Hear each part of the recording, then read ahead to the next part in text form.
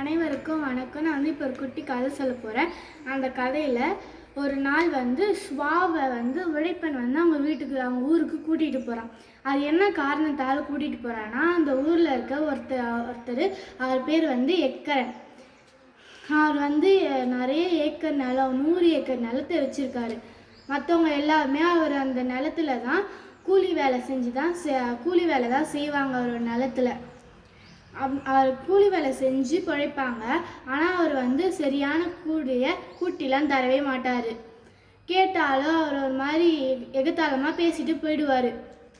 அதெல்லாம் அப்போ உழைப்பன் யோசிக்கிறான், நம்ம இதுக்கெல்லாம் வேலை நிறுத்தம் நம்ம தலைமையில் செஞ்சாதான் இதுக்கெல்லாம் ஒரு வழி கிடைக்கும்னு. அதுக்கு ஸ்வா கிட்ட ஒரு ஆலோசனை கேட்டான். வழக்கம் போல் ஸ்வா அந்த ஆரக்கல் விகுதியை விளக்கமாக சொல்கிறான். எல்லாருமே அதை மௌனமாக இருந்து கூர்ந்து கவனிக்கிறாங்க. அப்போ கேட்குறான், என்ன நீங்கள் கவனிச்சிங்க அப்படின்னு அப்படின்னு ஸ்வா கேட்குறான். நாங்கள் இதெல்லாம் யோசிச்சா அந்த எக்கரனுடைய கொடிய முகம் தான் எங்களுக்கு நினைவுக்கு வருது அப்படின்னு சொல்கிறாங்க. அதுக்கு உழைப்பன் சொல்கிறான், அந்த எக்கரனுக்கு நம்ம அந்த வேலை நிறுத்தம் செஞ்சாதான் சரியாக இருக்கும். அப்போ தான் அவனுடைய ஆணவமும் அடங்கும், திமிரும் அடங்கும் அப்படின்னு சொல்கிறான். அப்போ தான் நம்ம எல்லாருக்கும் கூட்டியும் தருவான், நம்ம கூலியெல்லாம் கூட்டி தருவான் அப்படின்னு சொல்கிறான்.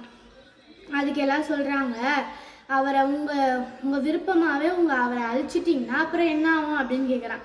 அப்போ உழைப்பன் சொல்கிறேன், அப்புறம் என்ன, அவருடைய நிலமும் அழிஞ்சு போக வேண்டியது தான், அது கூட நாங்களும் அழிஞ்சு போக வேண்டியது தான் அப்படின்னு சொல்கிறேன் உழைப்பன்.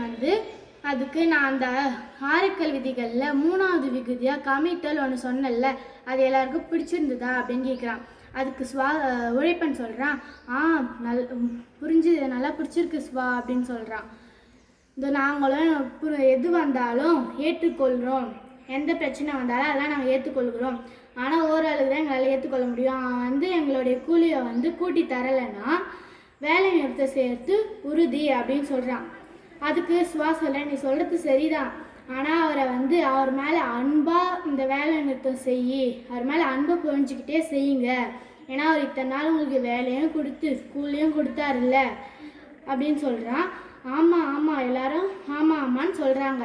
அப்போது இதெல்லாம் பார்த்துட்டு இருந்த எக்கரன் இதோ எல்லாருக்கிட்டையும் சொல்கிறான், உங்கள் எல்லாருக்குமே என்னோட ஒரு நிலத்தை எல்லாருக்குமே என்னோட 100 ஏக்கரில் ஒரு நிலத்தை தானமாக தரேன் அப்படின்னு சொல்கிறான். அதுக்கு எல்லாருமே ரொம்ப சந்தோஷமாக இருக்காங்க.